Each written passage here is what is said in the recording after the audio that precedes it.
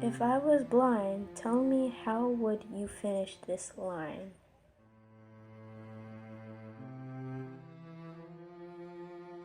Das Truth, Part 9. The Fallout. 6:30 p.m., 1600 Pennsylvania Avenue, Washington, D.C. A senior aide ran down the hall towards the Oval Office. Secret Service agents ran into the Oval Office just as the lights blinked out. "Sir, we have to get you out of here," they said as he jumped up and followed them. His Secretary of Defense soon followed close behind. They moved him down the dark corridors and to an elevator from a secret access room. "What's going on?" Draven said as they ushered him in. "It appears we've been attacked," said the secretary. Draven's face drained and flushed white. "We're moving you underground, sir. The elevator and everything below is protected from possible electronic and nuclear attacks," said one of the agents. "Nuclear?" Draven said as he felt the dread etching in his mind. When they finally got below, with the Joint Chiefs of Staff, General James Mastic, who led the brief. "It appears we were hit by a series of small EMP devices launched from numerous major cities. It was a well-thought-out, coordinated plan. There are numerous blackouts all over the U.S. CIA reported that all members of NERC have been assassinated except one. They blew up all of the interconnection zones as well. There are millions of people without power right now, and I don't even want to think about how many citizens who have medical devices or were dependent on medical machines who have just died as a result of this attack," he said as he rubbed his eyes. "Do we have any idea who hit us?" asked Draven as he loosened his tie, trying to get some air. "No, we weren't the only ones. Everyone was hit," said General Massick, 64, black and silver-haired, square-jawed. Draven swiveled his chair to look at him. "What do you mean, everyone?" he said. "China, UAE, UK, most of Asia, many cities in Russia, Venezuela, Colombia, many parts of India, Pakistan, Italy, many countries in Africa, lots of cities throughout the Middle East, all over Europe and South America. You name it, everyone. Every major city was impacted. They've lost power and have been hit hard by the small EMP devices. At the time of the attack, our financial records were also wiped out, including all of the internal backup servers. Gone," he said. "But I thought those could only be accessed through hardwire on site," questioned Draven. "That would be correct, Mr. President. It means we were infiltrated. Everyone was," James said as he grabbed a clicker and played the broadcast prior to the attack. "A group called Eris is claiming responsibility for the worldwide attack. They seem to have named themselves after the Greek god of chaos. The symbol they've used is the same one used on a manifesto found at the hotel during the border bombing investigation. It was also found in the house of an elderly woman. Same symbol," he said as he showed a picture of both locations. "So you're saying they may be the group responsible for the border bombings and the attack?" asked Draven. Everyone looked at each other. "Yes, they have operatives around the globe. It appears to be a very intricate, technologically sophisticated, well-funded, and very large terrorist organization. Its operatives appear to be professional, meaning they are highly trained. The most dangerous part is they have no distinguishing features. They could be your neighbor, your friend, your school teacher, police officer, or soldier. We are fighting a faceless enemy," said General Massick as he threw a stack of folders in the middle of the table. There were also reports of sickness coming out of a few places in the West. "We have the CDC looking into it," James said as he rubbed his face again. "This can't be happening," Draven said as he got up. "Do what you have to. We have to get the country back up," he yelled. "Mr. President, this will not be quick. It will take months before we're able to fix this. Maybe 9 months. By then the country will fall into chaos for lack of food and medical supplies. There may be even lawlessness in many areas," James said. Draven's face paled again. "I cannot have that, General. Activate the National Guard in each state. I am issuing a mandatory 6 o'clock curfew in every state until we get this country back on its feet. I am declaring martial law. We are America, goddammit. We will not be destroyed. increase our threat level, and get emergency disaster relief started. I need to declare a state of emergency for the country, but I need the House and Senate on board. Call the meeting, he said as he stormed out of the room and headed to his quarters. 7:30 p.m., Camden Hotel, Jamestown, North Carolina. After walking the streets for another hour, Angela arrived at a small 2-story hotel near the ramp in Jamestown. She'd seen people running the streets in the night as she walked into its dark lobby. A clerk was there with a battery-operated lantern and a small flashlight. "Welcome to the Camden Hotel. We have rooms, but there is no power," he said as he casually looked up at her. "It's okay, I just need a room for the night," she said as she looked through her purse and fished out her wallet. "We're only accepting cash right now because of the blackout. All the debit and credit card readers are down until the power comes back up," he said. She handed him the cash and he handed her a key. She left the lobby and found her room. As the night went on, she laid in the bed listening to the sound of people walking through the streets, murmuring about the darkness and the lack of traffic sounds. Everything was pitch black. She closed her eyes to it and fell asleep. 745 I-95 North, somewhere near Halifax, North Carolina. "Looks like traffic is slowing for some reason," said Hector. Cameron sat up and watched traffic come to a halt. After 30 minutes, Cameron began to see people walk down the side of the road as night fell. Hector rolled down the window and yelled to one of them. "Hey, do you know what's going on?" he said. An older man ran up to Hector's truck. "No, but no one's moving. I passed a few people off the road. They said a lot of vehicles on the highway near Halifax just died for no reason. No one knows when it will clear," said the man. Then the man stepped closer. "Your vehicle is running? Have they said anything on the radio?" he said. "No, I haven't checked. Give me a sec," Hector said. He turned the dial to a FM radio station, but all he got was static. The man edged closer. "Try the AM stations. It's spotty reception, but might work," he offered. Hector flipped to the AM radio station and got nothing but static, and then a station came through the more he turned. The voice suddenly came in as clear as day. "I knew it! I knew it! I knew it! Martial law is here! Man, I hate being right. But I told y'all this day would come. You see, everyone thought it would have to be a massive event, like a nuclear bomb, to bring us down. But I've always said that all someone had to do was disrupt our power grid system for a short while, and all would come tumbling down like a stack of cards. And everyone was like, no, Seth, it would take a nuclear bomb to detonate above the atmosphere to create an EMP large enough to impact us. And I was like, no, if someone came up with a small EMP device and detonated them in every major city, it would be enough to disrupt our way of life. I also said the disruption didn't have to last for years, but for a few months and during the right season. Attacking any country in their fall season would be a perfectly planned attack. Think about it. Take out the major power grids near every interconnection zone and mix that with small EMP devices and you'd create the perfect disaster. Our government was warned back in May of 2019 that our power grids were vulnerable to cyber and EMP attacks. They were told that all that was needed to bring us down was an attack on our power grid, he said. Then he laughed. Then they had the nerve to announce to the whole world on every news station this same information. I swear I fell out of my chair at the pure ridiculousness in doing that. I was like, yeah, and who exactly are you speaking to? I mean, they kept talking about it for like a whole week as if they were sending go codes or inviting the attack, like they wanted us to get attacked. That's when I knew that this shadow government was sending the message to the rest of the world that they were ready to burn down this old system and install the new one. I mean, we've borrowed and spent more than we can pay back. The entire world knows it and wants global citizenship to remove all boundaries. With that, you must also remove the old currency and create global currency that is interchangeable anywhere.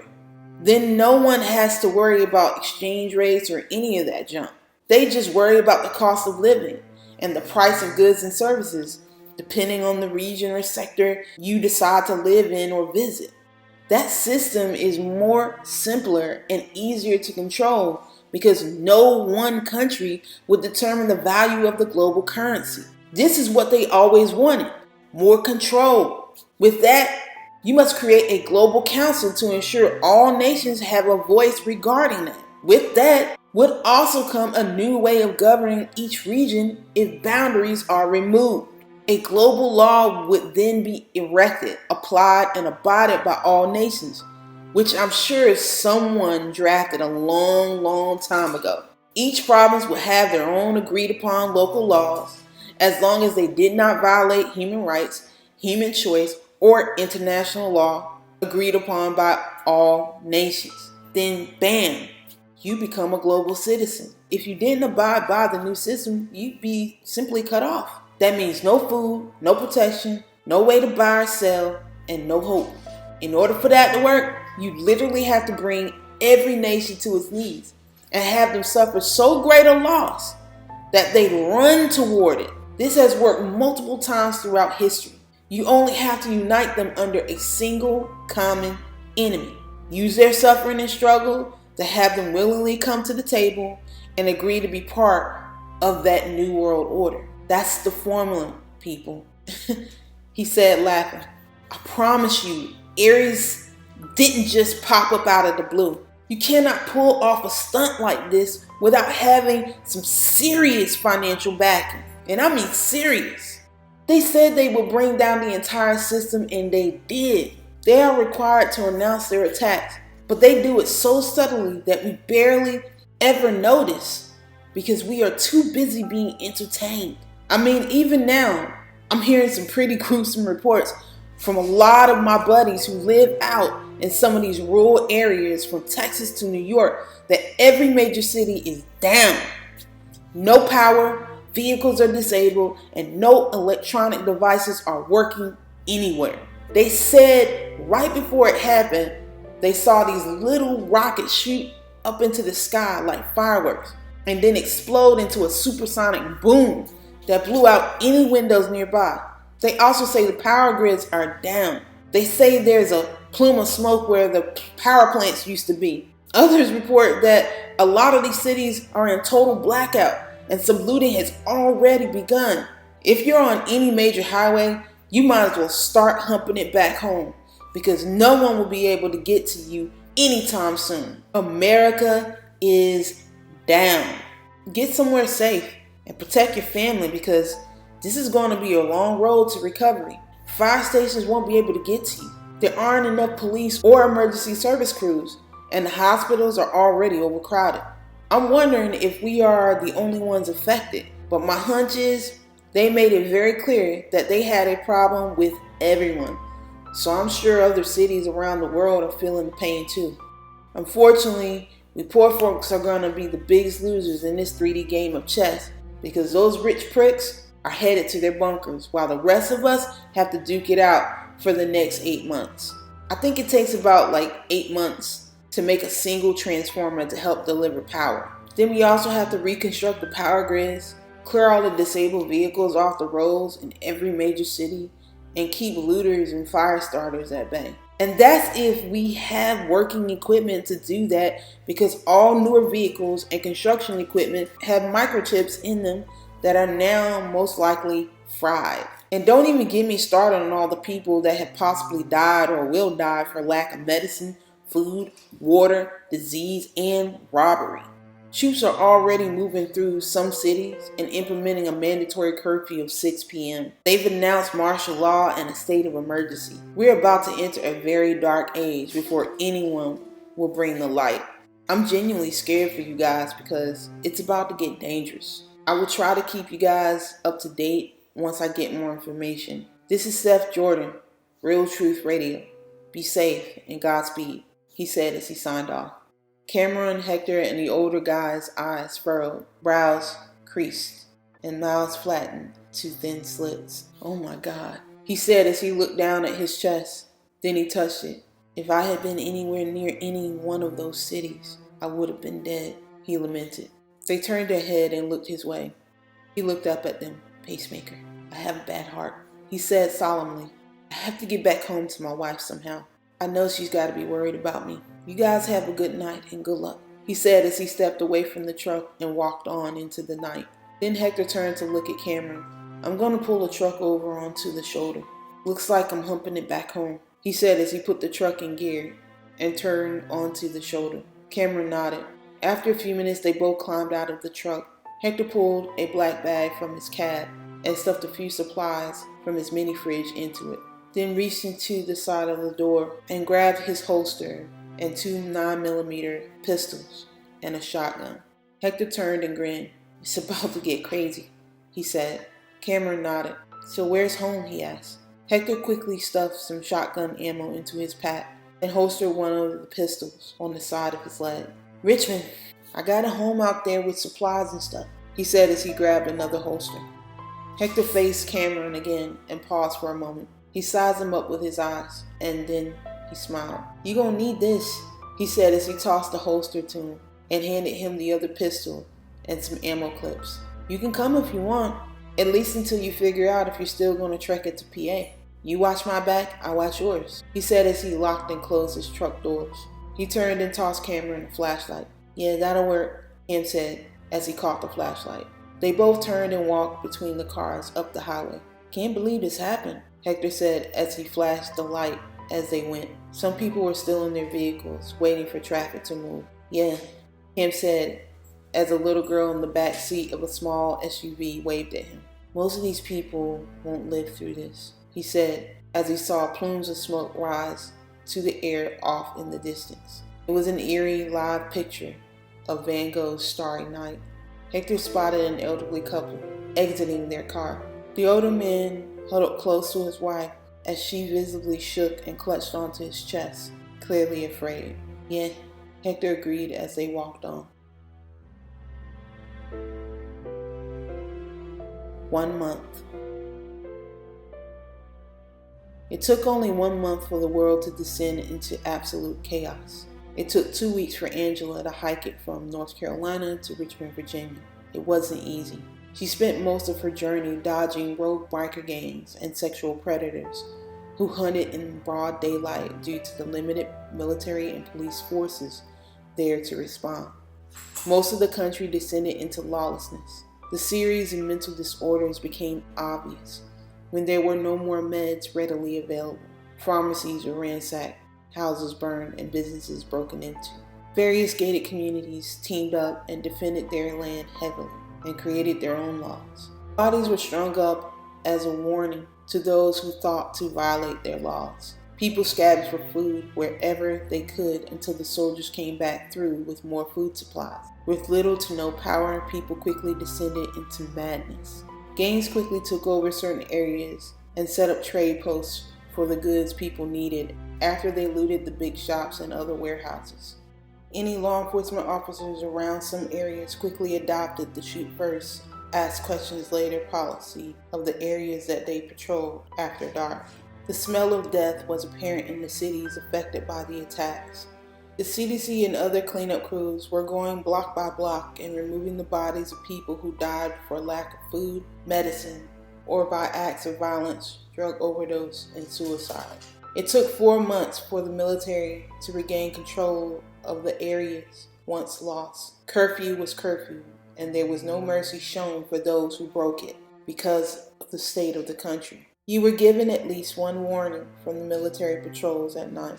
The country was in martial law. Local law enforcement was renamed the UGN Global Police Force.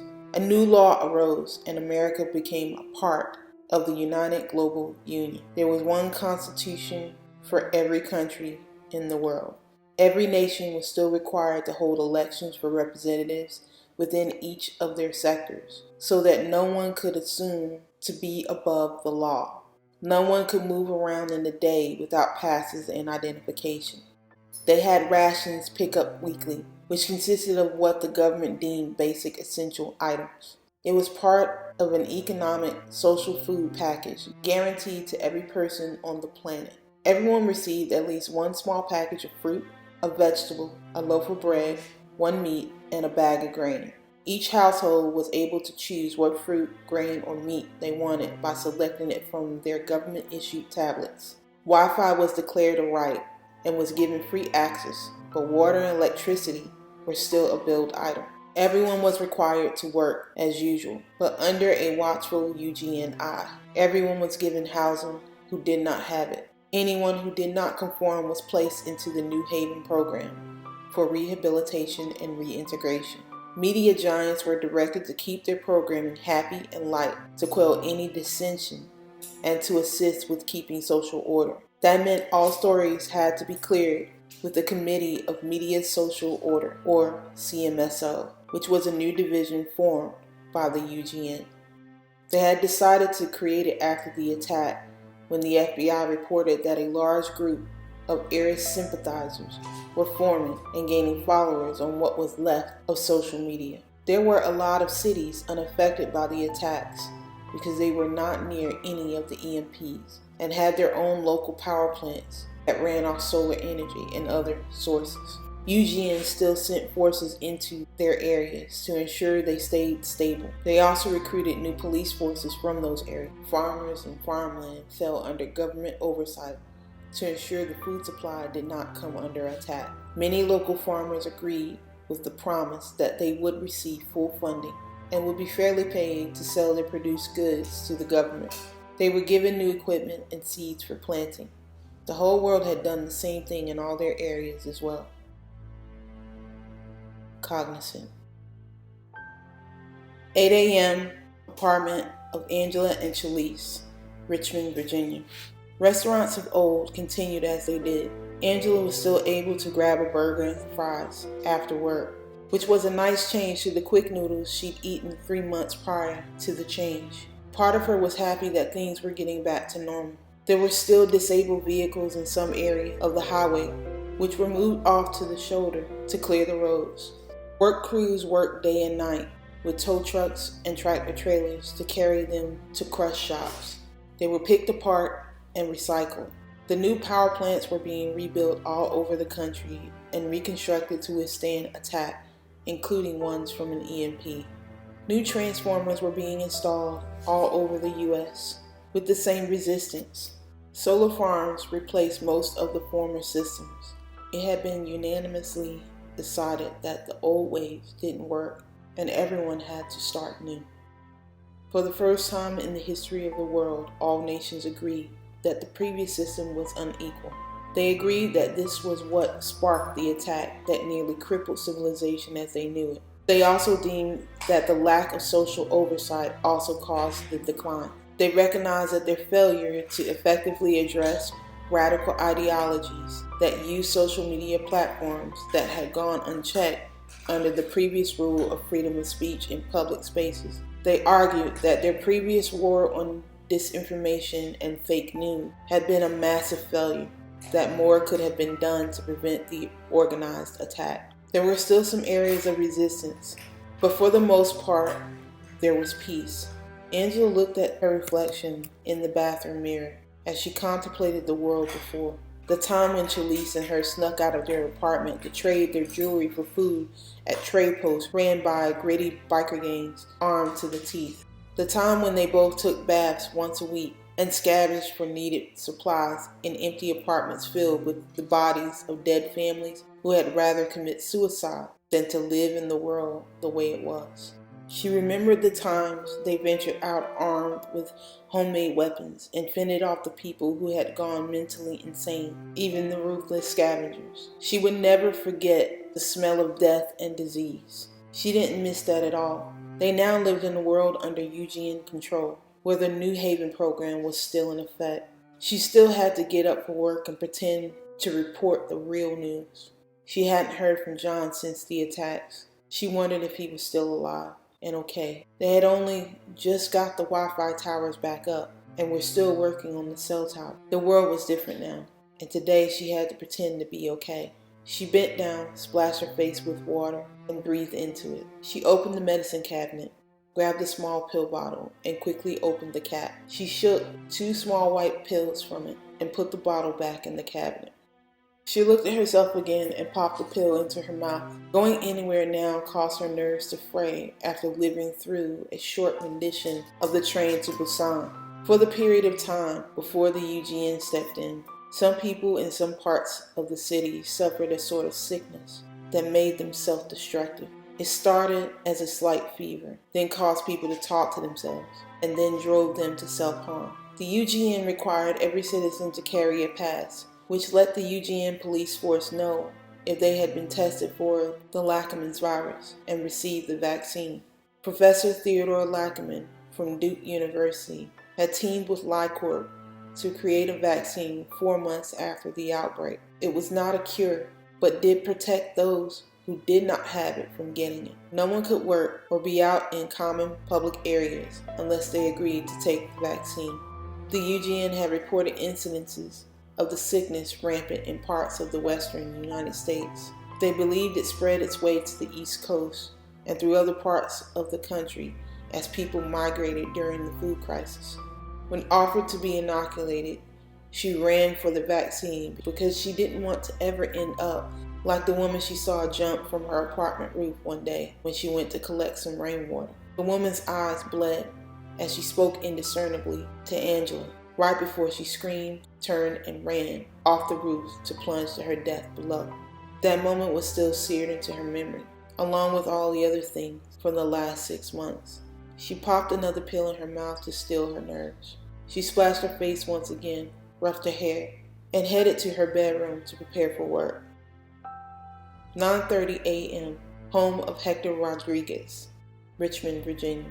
A slow-moving ceiling fan spun above Cameron's head. His eyes moved back and forth underneath closed eyelids. There wasn't a night he didn't relive the days before the UGN took over the area. Sweat pooled down his body and often soaked the sheets. He had been reliving his last highway walk and building scavenge with Hector every night. He murmured in his sleep, recounting the memories. 4 months prior. We're getting close to Richmond, maybe 2 more hours, Hector said as he folded the map back up and tucked it into his cargo pants. Yeah, maybe we can find some water and food in one of these houses nearby, said Cameron as he looked into the distance with a small pair of binoculars. Both of them had allowed their facial hair to grow. The weather was cooler now, and they had scavenged a few items along the way. It had been a rough road for both of them. They had spent weeks navigating the highway and streets. They had dodged everything from rogue biker gangs to cannibal hordes. People were doing anything to survive. Looting, prostitution, robbing, stealing, and killing were the new normal for a while. They had learned to take precautions before entering new areas. They were often laden with unknown traps.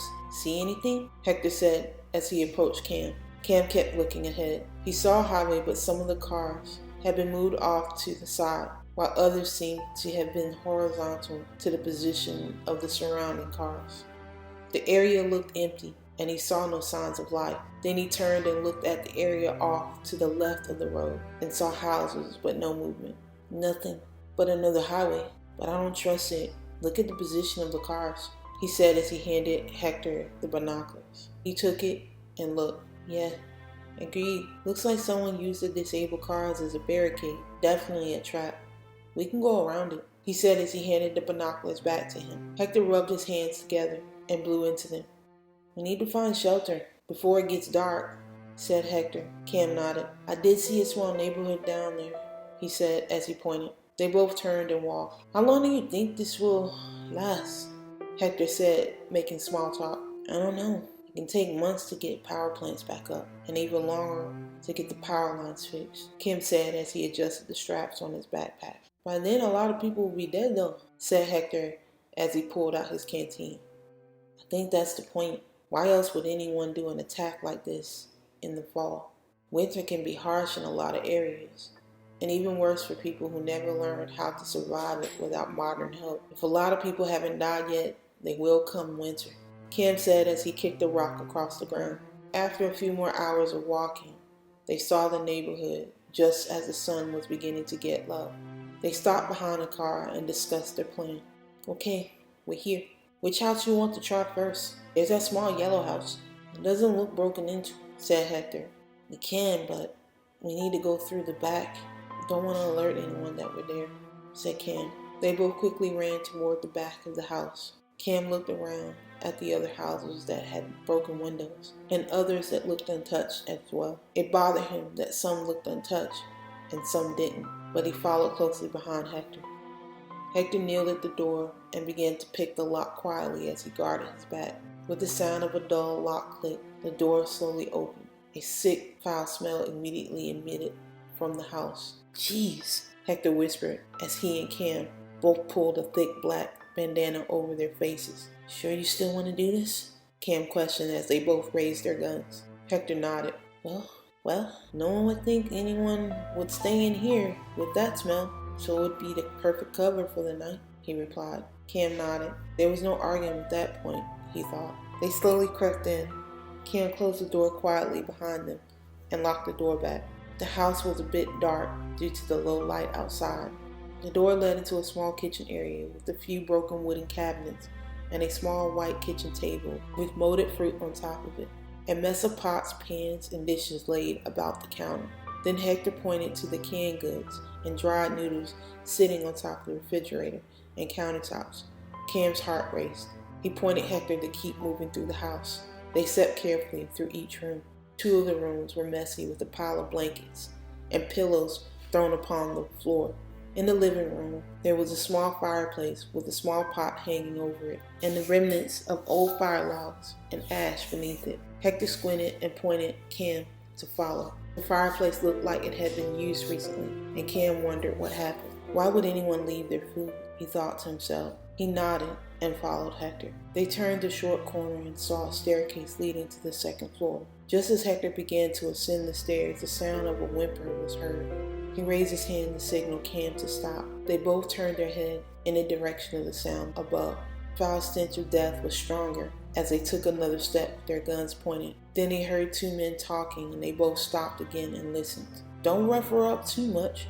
I want to turn as well," said a man with brown stringy hair, a smutted face, and jagged teeth. He slid his hands up and down across a short machete in a sexual pumping action and cackled. Another man, slightly bigger with dark hair, was on top of a thin young woman bound to the post of the bed by her hands and feet.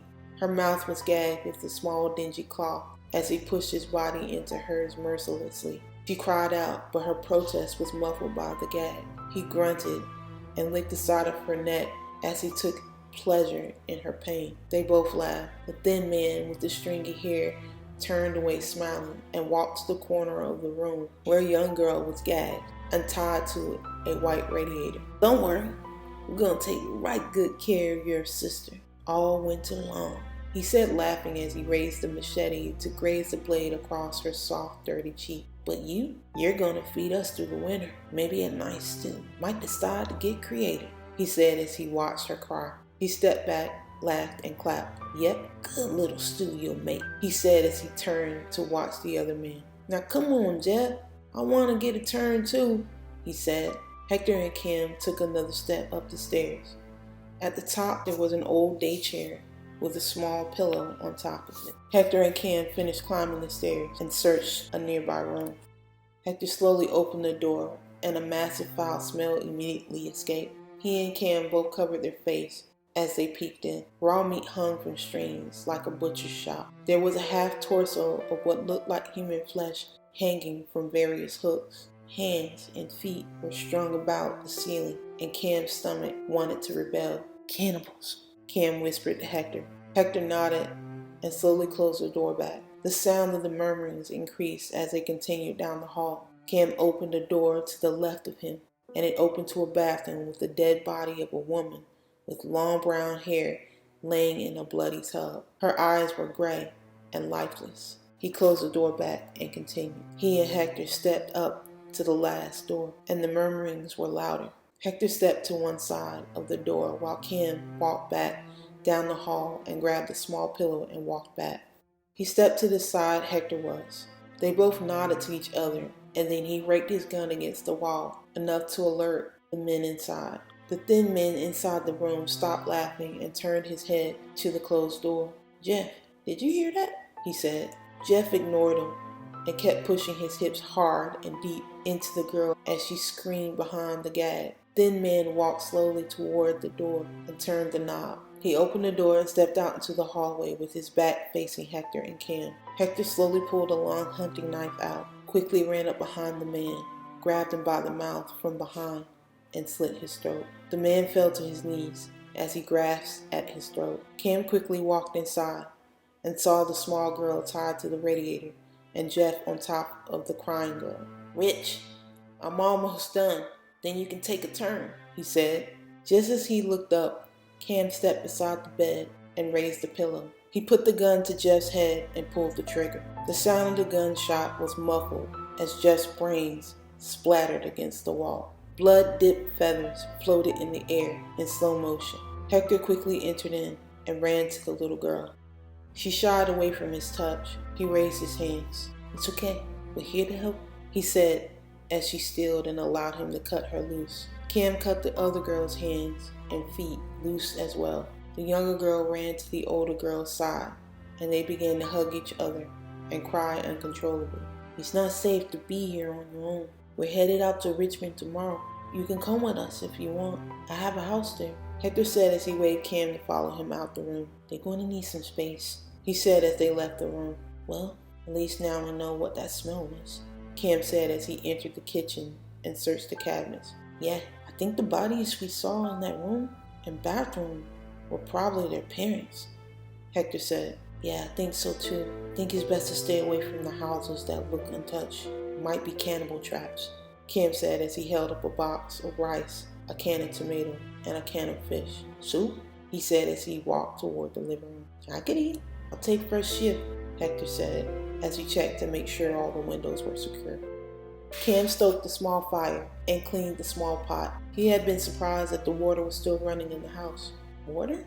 questioned Hector with raised eyebrows and a huge smile on his face. "Yeah," he replied as he half-filled the pot. "No wonder the bottom feeders chose the neighborhood to roost," Hector said as he began to remove his jacket. "I'm going to use this bathroom around the corner to clean up," he said as he sauntered over to the bathroom. Cam nodded as he stoked the fire and placed the pot over it. He noticed the front door had been nailed and boarded from the inside, and that the only way into the house was through the back door that they had entered in. The soul-filling smell of the hot soup temporarily replaced the smell of rotting flesh.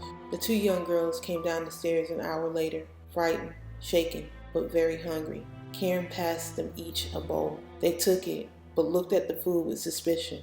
Hector lifted his bowl and smelled his food. Smells good." "It's okay. It's fish, not human," he said as he dipped his spoon into the bowl and showed the girls it was okay to eat. The younger of the two dipped her spoon in first, took a mouthful, and her eyes widened. She smiled and nodded at her sister. Her sister then took a spoonful and smiled. They ate fast. "Good, huh? Want more?"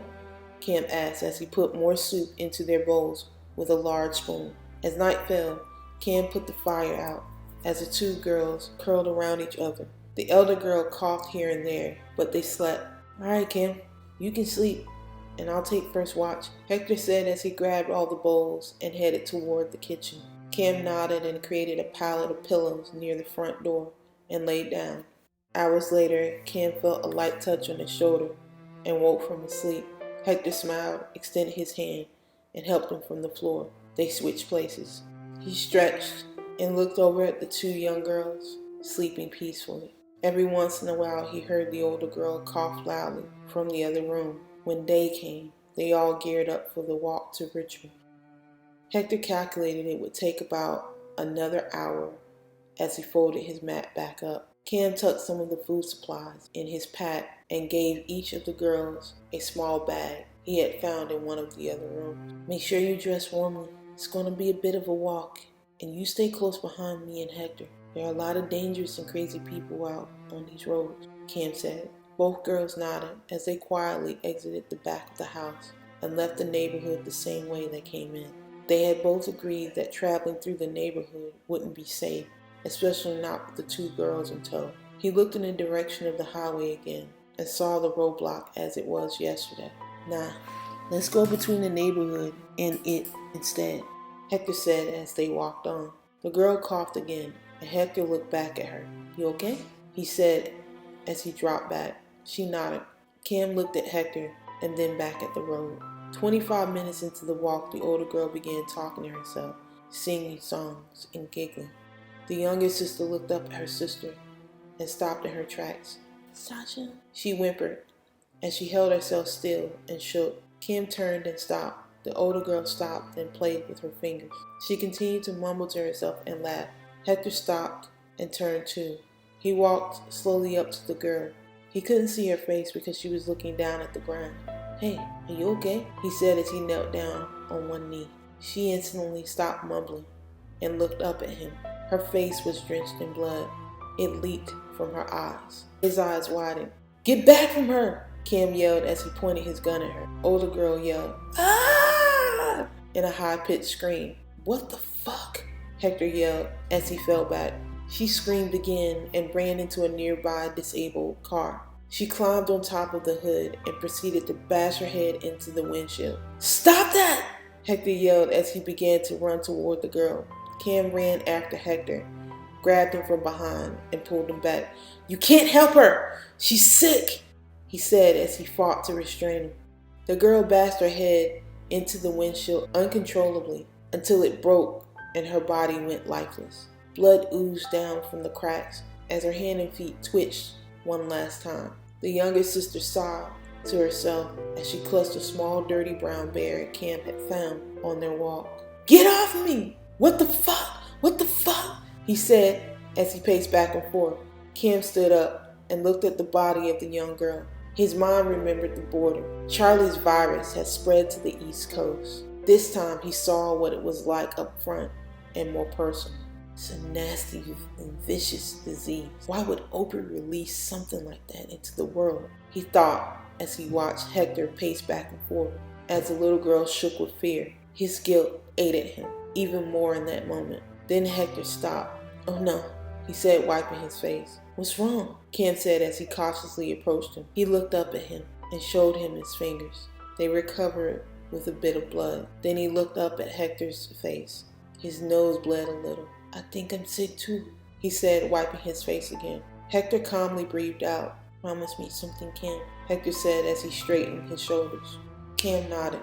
"Anything," he said. "You take care of that little girl and get to my house in Richmond. You'll have everything you need to survive. 044, he said as he took his backpack off, squared eyes with him, and threw him his map. Cam lowered his head for a moment and then looked back up at him. "I will," he replied. Then Hector smiled, drew his gun, and put the barrel to his head. You don't have to do this," Cam screamed as he ran toward him. Hector saluted him and pulled the trigger. He slid to a stop as Hector's body slowly tumbled to the ground. He looked at the blood spattered on the pavement in horror. He bowed his head and breathed out. Then he felt a small, soft hand quickly slide into his right hand. He looked down, and the young girl looked up at him with crystal blue eyes filled with tears. She still clutched the bear close to her chest. She had been visibly shaken. Cam made a half attempt at a smile. "It's just you and I now. It's gonna be okay," he said as he bent down at Hector's pack. He opened it up and transferred some of the food and other supplies into his own bag. He also bent down and grabbed Hector's pistol and holster. He then turned and extended his hand to the little girl, who took his. They both looked back at the bodies of Hector and the older sister for a moment. Then they turned and walked on. "Sadie, my name is Sadie," she said in a small but quiet voice as they walked down the road. He was surprised to hear her speak. It had been the first word she had said to any of them since their meet. "My name is Kim," he said as they walked on. When they finally reached Richmond and followed Hector's map to his home, it led to a modern-looking house on the outskirts of town with high surrounding walls and a blind gate. The only way in was to enter a code on the outside. Kim entered the code and a small door to the right of them slid open. He and Sadie entered in. The front yard was neatly cut and a stone walkway led to a one-level modern brick house with dark-colored windows. He walked up to the entrance and saw another keypad. He pecked the code and heard the door unlock. They both entered in. As soon as they entered, the door shut, locked, and the lights in the house came on. They both looked around in amazement. There was a living room with a large electric fireplace with plush couches, a large screen television, and all the games you could play. Cameron had guessed that Hector had turned his home into an inconspicuous, modern oasis. From the outside, it looked like a normal house with high brick walls, which prevented anyone from looking in on the property. But the inside of the house was a literal luxury fortress. As they walked through the house, the reinforced window shields rolled back to let the light from the outside pour in. Kim then realized that it was the protective shields that made the windows appear dark from the outside. There were 3 bedrooms, a study filled with books, a game room with a pool table, and a very large modern kitchen in the house. Kim also found a door that led downstairs to a large, fully decked out basement. Hector had a room full of weapons, food, supplies, and other essential items. The property had hidden cameras outside and some in the main common areas of the house. He realized that the windows weren't regular windows at all. They were all bulletproof. It was clear that Hector had been a doomsday prepper and had prepared for a world like the one they had been thrown into. It explained why he was so adamant that they get back to his home, but it had been a long, rough road from North Carolina to Virginia, one in which Hector would never make it to. In the backyard of the house were 2 orange trees, an apple tree, and a short grapevine. He also had a box garden that grew a variety of vegetables and other herbs. There was also a small below-ground swimming pool with a few deck chairs surrounding it and a brick grill. The house ran on solar energy and had a backup generator in the basement. He also had a few hidden water collection and purifying tanks around the house.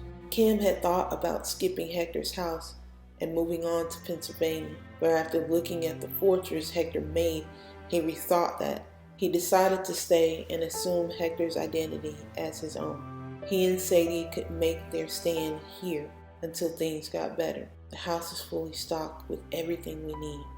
I have to fulfill my promise, he thought as he watched Sadie jump happily on the living room's plush couch. The UGN came months later, with troops going from house to house. They effectively cleared all the cannibal nests, which sometimes ended in fierce gun battles. They inspected each home and registered the names of each resident. When they came to Hector's house and asked Cam and Sadie who they were, he gave them their assumed identity.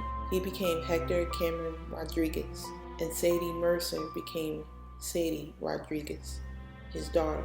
The UGN had no choice but to take their word for it, because most of their identity records had also been wiped out during the attack. The soldiers had been curious as to how he and Sadie survived. He simply told them a version of the truth. He told them that he was a veteran and had been a prepper, that he had always had tight security for his house, as he was a trucker and stayed gone a lot. He told them that he had to leave his semi on the side of the road in North Carolina after the attack. He told them that he had left Sadie with her mom while he was gone, but she got killed by some cannibals along with her sister. He told them that he had rescued both girls, but the older one got sick and killed herself. He explained how they barely made it back to their house in Richmond. They accepted the story after searching their house and seeing the garden. They both were tested for the virus and were found to come back negative. Samples of their blood were also taken and sent to a lab. A few days later, the UGN Medical Corps, renamed from the CDC, came and spoke with Cam.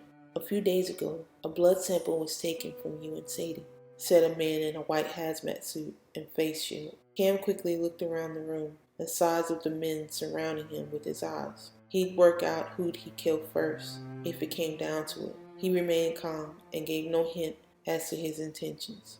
Yes, I remember, he said.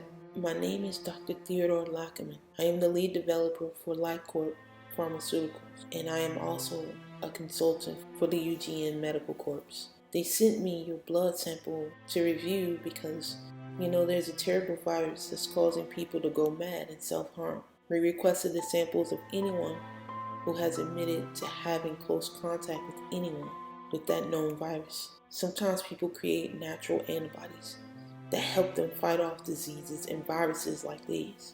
Every sample I have received didn't contain the antibodies, except yours and Sadie.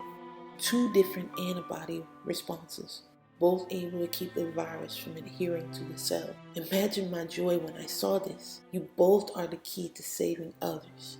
I just had to meet you, he said, smiling behind the shield. Cameron nodded and was surprised that Sadie had the antibody too, but he had figured that she must have had some immunity due to her close proximity to Hector and her sister, and to not have gotten sick herself. Dr. Lockerman continued, do you mind if we collect a few more samples from both of you and run some exams? It would help me better understand and replicate the antibodies to create a viable vaccine, he said. Cam looked over at Sadie, peeking around the corner at all the men in hazmat suits and face masks. Then Cam stood up, walked over to her, and knelt down. Sadie, he said, moving a piece of her hair behind her ear. Do you want to help these men save the world? He said as he smiled at her. She pursed her lips and thought for a moment. Does that mean that no one would die anymore? She asked. He nodded. She smiled. Okay, he said as he stood back up to face the doctor. That was 4 months ago, but he still had nightmares about the time before. He was given a job as a UGN delivery driver, and Sadie was enrolled in the newly built UGN World Primary Magnet School. This was his new life. The Humanitarian. 8 a.m. UGN KBC Network News, Los Angeles, California. Cameras focused in on two smiling hosts, Liam Knight, 36, dark blue suit, white blazer, dark hair, and Krista Kane, 32, long blonde hair, yellow sundress, gyrated to an upbeat, melodious song. Hello, hello, hello! Welcome back to The Beat. I'm Krista Kane, she said as she waved to an excited audience, and I'm her co-host, Liam Knight. We are so glad to be back with you all again, he said as he happily waved to the audience too.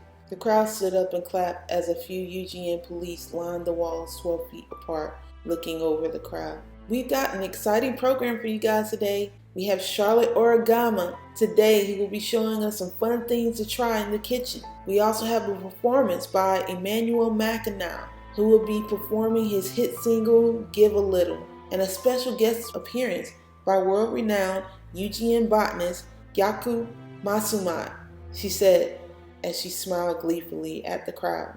So we have an exciting show today, and we're so glad to have you. Let's get started, he said as they both headed to a long modern anchor's desk. It's great to be back with you all and seeing things get back to normal, Liam said as he straightened some papers. Yeah, it really is. I mean, the UGN has done a fantastic job rebuilding things, not only here, but around the world, to get everyday life back to the way it was before the horrific attack almost a year ago. We all went through some dark times, but now with the help of the wonderful men and women serving in the UGN, we are safe. So let's make sure we give them all a hand. You are appreciated, she said as the audience clapped and the UGN police around the room smiled and waved. I can tell you this much. I'm happy to be able to walk through a mall again and turn on the television. There are some places still affected by the blackouts, but most of the country now has power again, and their areas once again are secure, he said. She nodded. You know, it's really fascinating how quickly they got the communication systems back up. I believe Cree Technologies and Aramis Industries partnership really helped propel things into the future. They are helping create sustainable energy and partnering with some of the top architectural companies in the world to make the cities into smart cities with their 6G technology and inventions. Drone towers have been installed and can now quickly respond to incidences. It allows the UGN police to have eyeballs in the sky to help them more effectively assess the situation, so crime has dropped considerably. Also, the car manufacturers are using the same technology to create electric and clean energy vehicles to help us get around. She said, yeah, it's really unfortunate that a disaster had to happen in order for these really nice inventions to come about, but I'm glad we have it now. I mean, ever since I got my Osmo 3000 Android, I haven't gone to my fridge to get a beer ever since, he said, laughing. She laughed too. Lucky you, I haven't gotten mine yet, but I can't wait, she said. Yeah, it's really nice to have a robot do some of the housework, he said. Speaking of inventive, let's bring out our first guest, Yaku Matsumat from the UGN Food and Biotech Administration, she said as she turned to face a short, skinny brown man with a wide nose and somewhat thick eyebrows. She hugged him and Liam shook his hand. Yaku turned to face the cheering audience, waved, and then took a seat at their desk. Nice to have you, Liam said. Well, thanks for having me, he said with a British accent. So, you are the lead botanist from the UGN Food and Biotech Division, and you guys are in charge of our food and drug safety and distribution, am I correct? Liam asked as he smiled and then took a sip of his coffee. Yes, I'm one of the lead researchers.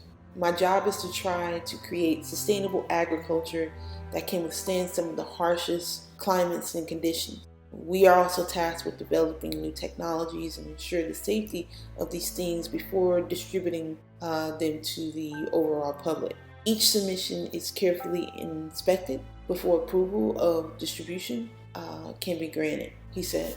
Wow. So you guys are there to ensure our food and medicine is safe before consumption. And you guys also develop stuff to help crops grow better. What can we expect from you guys in the near future? She excitedly said. Yes, that is our primary job. Currently, our focus is ensuring that diverse crops can grow in arid regions found in some places like the Middle East and Africa. If we can have cabbage and wheat grow there, then the possibility of terraforming the land into habitable agricultural areas would end world hunger as we know it. It would also allow new economies to spring up and grow. With more new economies, the more opportunities there are for prosperity, the happier people are on the whole. The happier people are, the less risk of resistance. Then we'll see a considerable reduction in violence or violent acts, he said as the audience clapped. As you know, we still have some pockets of resistance, and these are all areas that were hit the worst by the devastating attack almost a year ago. We believe once we bring food and a new economy, they will stabilize and join us peacefully in our new vision for the world, which is why we created Project Eden. A group of scientists and myself have genetically altered and modified some of the most common agricultural plants on the planet, from wheat to squash. They are able to survive in high desert temperatures with little to no water. They are also resistant to bug infestations and most plant-borne diseases that usually can destroy crop yields. We have also created a variety of lab-grown plant-based meats that you wouldn't be able to tell the difference from real meat, he said. Wow, that's amazing. From what I understand, you have videos and pictures of the fields of wheat and cabbage and squash and other crops growing in South Sudan, also in the deserts of the Middle East, and right here in the arid areas of Arizona where there is little water to be found there. Let's roll those clips, she said as she pointed to the engineering crew. A video of the harsh lands with miles and miles of green crops flourishing in the desert showed. The audience audibly gasped. Oh my goodness, they are really growing in these areas. You're really terraforming those places. Wow, she said as she watched the fields of wheat growing in the deserts of the Middle East, with the smiling faces of some villagers gazing upon the fields. I also understand you brought a surprise for us, Liam said. Yes, he said, as a man walked in with 3 plates that had what looked to be steak, some garnishes, and vegetables on them. A plate was placed in front of each of them. I had brought something you can try, he said as they each cut into the food. This is some really good steak, he said as he cut another piece. She shook her head as she bit into another piece as well. Well, I'm glad you like it, because everything you see here was made by our labs, from the meat to the vegetables. The meat is actually plant, but I think we have the taste and texture of the meat just right, he said as they looked up at him in shock. What? Both of them said, smiling at the audience. But it tastes so good. I mean, You can't even tell the difference, Liam said as he ate some more. Agreed. I honestly thought this was choice USDA cow, she said, giggling. Oh, you guys in the audience will have to try this. That's why each of you will go home with a box of these meats today, she said excitedly as she pointed to the happy, cheerful crowd. We're going to take a quick commercial break and chop it up with our lovely chef guest, Charlotte Ogama. See you guys when we get back, Liam said as they fawned over the plate of food Yaakov had prepared for them. Divergence. 10:30 a.m. UGN Global Bank, number 47, Midtown Manhattan, New York. Patrick Bandicourt, 33, short cropped hair with a horizontal scar just below his right eye, sat in silence in the quiet space of his office overlooking the city. Very few cars moved on the streets below. UGN police stood on the main corners surrounding the main business and financial buildings. People walked here and there, but the foot traffic below was minimal, unlike its previous reputation as being the city that never slept. Curfew in the city was now 10 p.m., and work hours outside of UGN government jobs did not go past 6 p.m. The UGN mandated all citizen work days ended at 6 p.m. Monday through Friday, except places of entertainment like skating rinks, bowling alleys, clubs, bars, sports arenas, etc. They were allowed to stay open until 9 p.m. and operate Monday through Saturday. All citizens were expected to be in their places of residence before curfew. Special passes were only given to official UGN government officials. The banks merged during the crisis and fell under one giant conglomerate, which were the governing body over wages and economic opportunity. They ensured wages were fair and equal. They also set the guidelines for global commerce to ensure the cost of things remained fair. This was an attempt to close the wealth gap for good. This was an idea developed by the UGN Global Commission on Economic and Social Welfare, which was formerly the private banking institutions now under UGN control. They had instituted a mandatory work-life balance throughout the globe. Family, friendship, social order was their motto and engraved in their department emblem. They were the group whose sole responsibility was to govern wages, wage equality, and global commerce, which Patrick was now part of. The idea had worked because most of the head chairs and other major players had been assassinated during the blackout period. No one knew who was responsible, but they had found a way to kill off the wealthiest bankers and other powerful people. Later, the terrorist group Ares was blamed for the assassinations. With no heirs, the wealth that they held was confiscated by the UGN and funneled back into their global relief program. The instability of the situation and the power vacuum it created allowed the UGN to come into power. All military forces and political powers fell under the UGN, who came with relief agreements. All money converted to a digital blockchain currency called Kedits, named after Yamashita Onari Kedits, a Japanese world-renowned mathematician and computer programmer who survived the blackout. Each exchange for goods and services were now done through Kedits. The more expensive an area someone dwelled or shopped, the more Kedits were paid for their services or goods. This was the balanced goal sought in banking and economic equality. A young man, August Cassio, 41, intelligent and strong, stood up before the UGN as he took the seat of the Speaker of the House for the UGN Global Commission and said, "The wealth of a few have helped the many." From there, the UGN became the world governing power. It was curious to Patrick that they knew where and when to hit each one of those wealthy and powerful people. Some of them made it through the crisis, while others, even with all their fancy bunkers, had been murdered in their home. The UGN had determined that their sophisticated systems had been hacked, which allowed the assassins to pinpoint and access their secure bunkers where they ran for safety. He had come close to being killed himself during the blackout period, but not by an assassin, but by a group of men who had broken into his apartment complex within 2 weeks after the attack. They had gone from apartment to apartment scavenging for food. During their raid of his apartment, they beat him within an inch of his life, believing that he had been withholding his supplies from them. Their leader, who appeared to be a former gang member, took a bat and swung it hard across his jaw. It knocked him out. When he woke up, his apartment had been ransacked. He was soaked in his own blood, sweat, and piss. He had no idea how long he'd been out. His jaw was sore, and he could not open his mouth. His right eye was closed, and his vision blurred. He barely saw the deliberate tears to his once soft, plush couch. The bookcases in his office had been flipped over and broken. The closet doors in his bedroom had been broken in and laid in pieces on the floor. His refrigerator door was open in the kitchen, and all of the cabinets cleaned out. They left him nothing.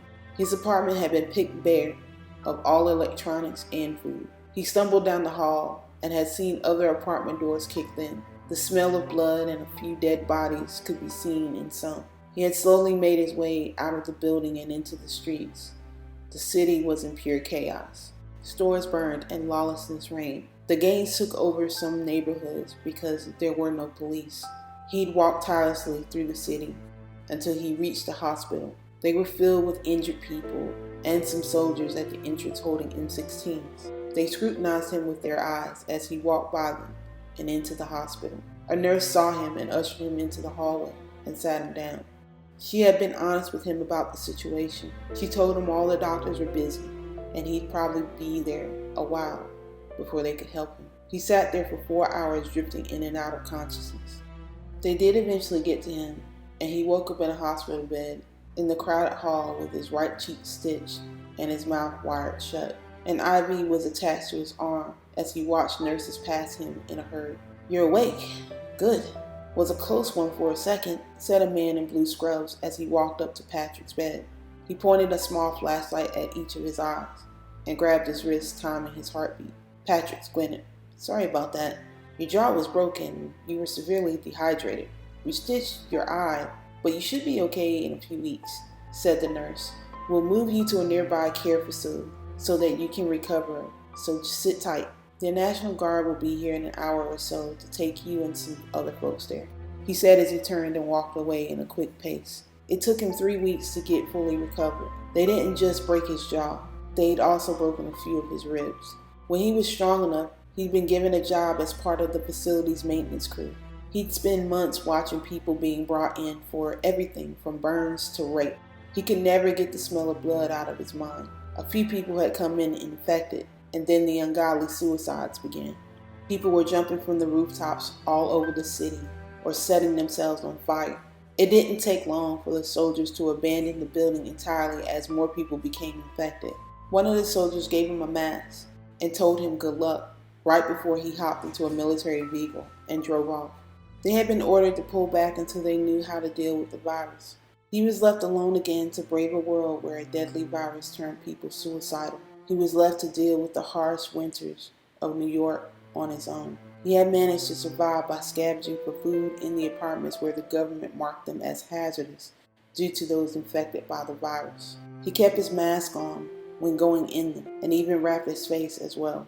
Once he got over the smell of decay and death, he'd enter in and take the food they had.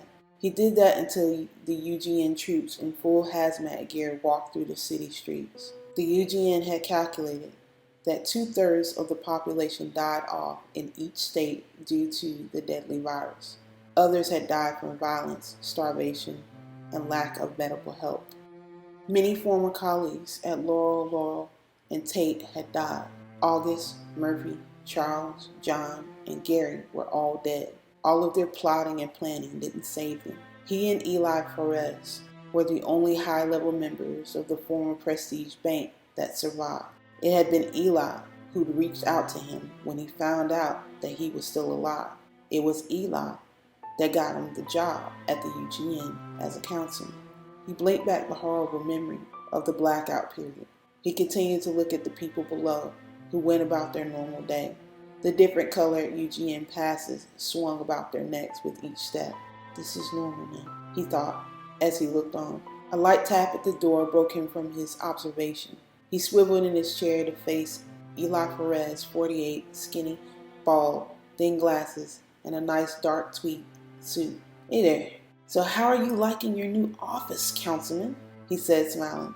Patrick nodded, but his dark eyes and blank expression never changed. There was a sadness deep there, as he was still struggling with the two contrasting worlds he'd experienced. He knew he would never feel safe or sure that what happened wouldn't happen again, though the UGN promised that the reign of terrorism would never happen again. He couldn't understand how Eli found the strength to smile. He got up from his desk and followed him out. "Not too busy today. We just have a few meetings on whether the cost of eggs or milk should be kept the same or increased by a few dits or not," Eli said with a light pep in his step. Credits had been the equivalent to 1 bill, as a dit was the equivalent to 0.05 to that same bill. "So what are they suggesting?" Patrick said. "They want to raise it to 10 dits. This will keep in line with the cost of living for everyone, and ensure merchants will continue to be able to make a fair profit. Once we all vote, the recommendation will go to the UGN, where the Speaker of the House will present it before the Global Commission for a vote there. I will still need you to reevaluate the energy pricing. They want to have the recommendation by the end of the month so that they can set next month's quarterly budget," Eli said as they walked the busy halls toward the meeting room. He nodded and followed on. Rui. 11:30 a.m. North American UGN Triad Global Embassy, 1600 Pennsylvania Avenue, Washington, D.C. Ambassador Draven sat behind the resolute desk in the Oval Office by himself, looking over a new environmental bill to be proposed during the UGN visit later in the week. 2 other ambassadors' desks were also in the room as well. Ambassador Justinian True's desk of Canada was placed a few feet to the left of him, while Ambassador Manuel Gonzalez of Mexico was a few feet to his right. He looked for a moment and considered the size and designs of the other 2 desks. True's desk was much smaller than his own, with well-polished mahogany wood. It was simple and functional, while Manuel's desk was slightly larger than True's desk, but not larger than his own, and was inlaid in gold trim and a glass top. The rest of the desk was smooth, polished mahogany wood. He was no longer the sole occupier of the Oval Office. The White House had become the home of the North American UGN Embassy. America was no longer separate from its neighbors to its north or south. It was now known as the United North American Triad, or UNIT. UNIT was the merger of the United States, Mexico, and Canada as a nation. They were now under UGN control, but allowed to keep their constitution as long as it aligned with the UGN agreements of nations. They still held provincial elections in each of their respective territories. They had been split into 3 sectors. The United States of America was Sector 1, Mexico was Sector 2, and Canada was Sector 3. Collectively, all 3 made up Region 1 of the UGN Union.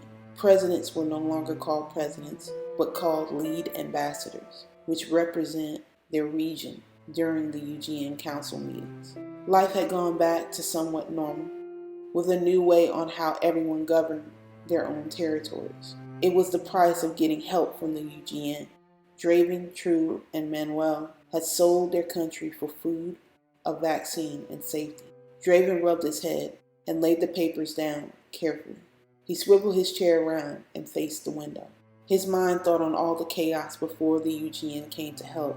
He had been in the White House bunker, but it did not keep him safe from the horror of the virus that had inadvertently found its way into the bunker with him.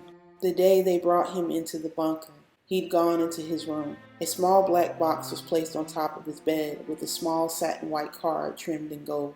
He picked up the card. It read, "A gift for you. Take if you want to live. K."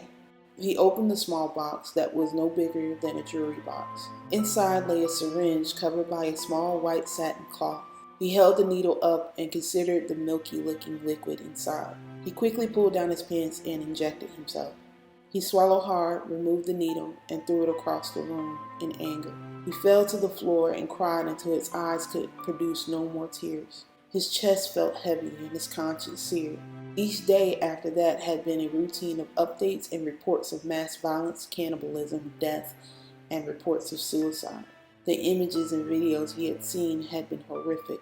Then the virus had somehow found its way in. One of the generals walked into the battle room one day when they were trying to assess the level of military response to take back some of the cities. He was bleeding from his eyes and talking to himself. Everyone in the room ran to one side, and the Secret Service members ordered the general to stop. He did, and then he pulled his weapon. In a matter of seconds, the agents opened fire, and he lay dead on the floor in a pool of his own blood. He'd watched the virus spread below like a tsunami.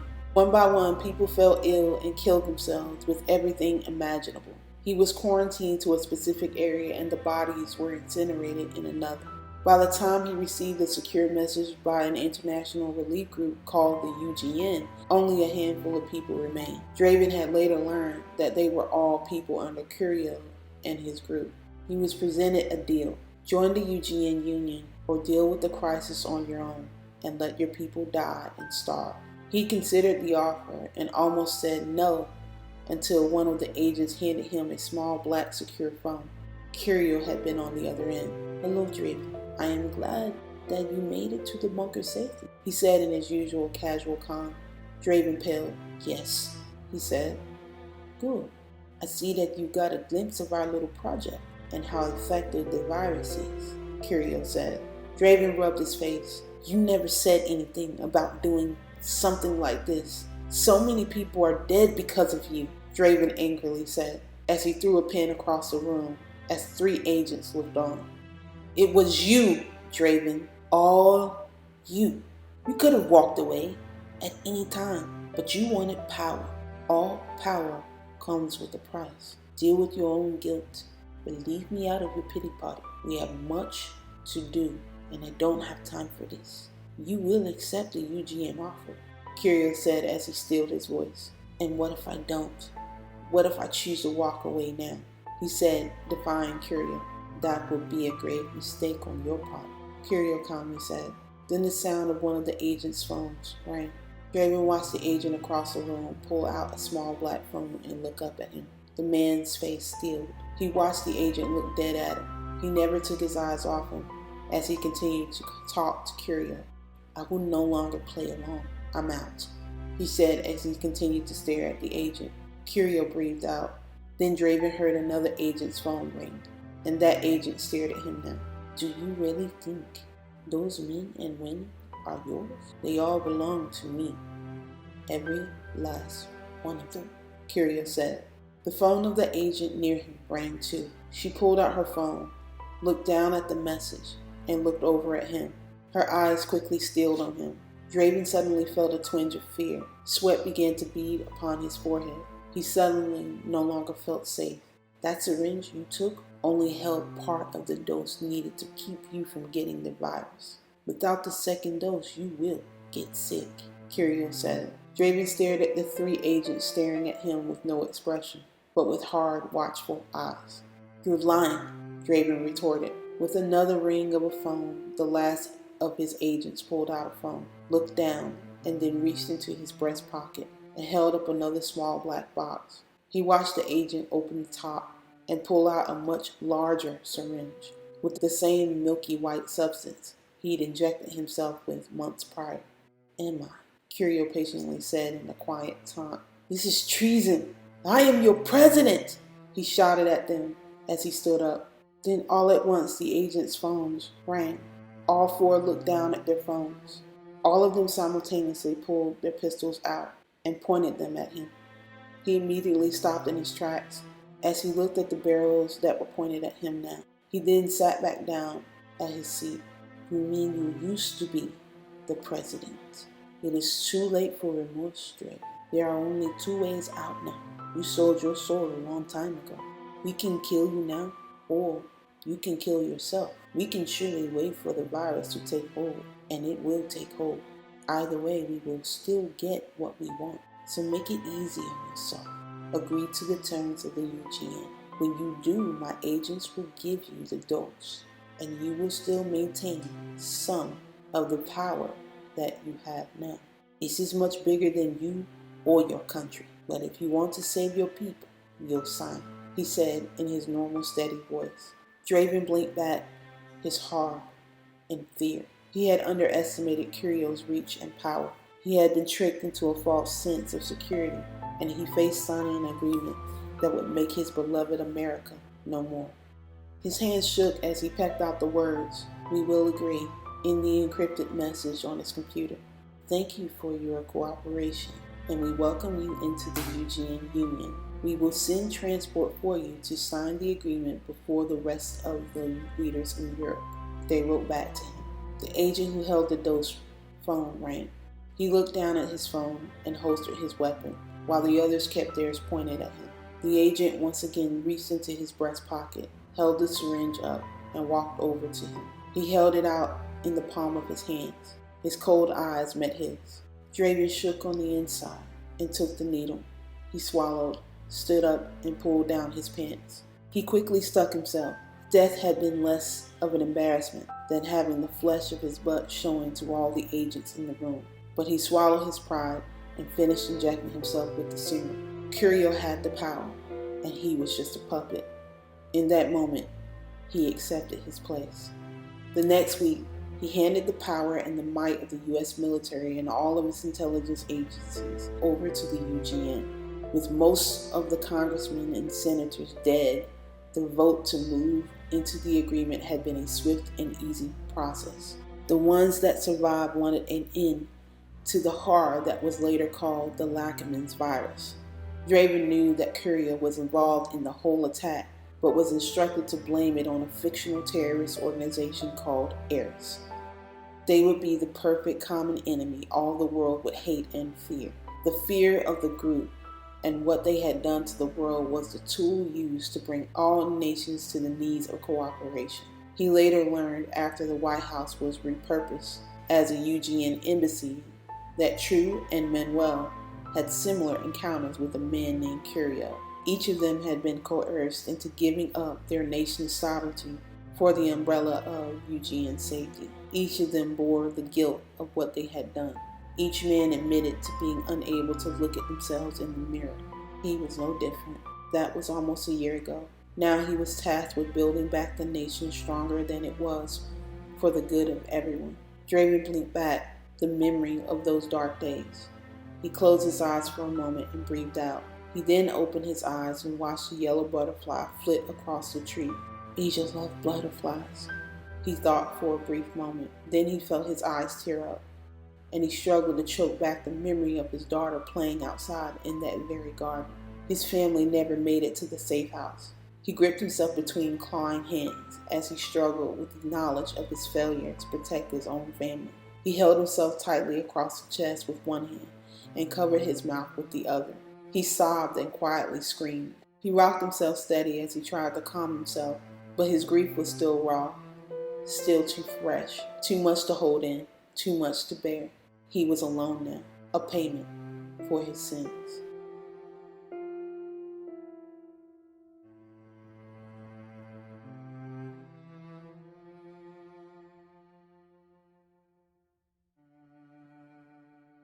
End of part 9. Thanks for watching.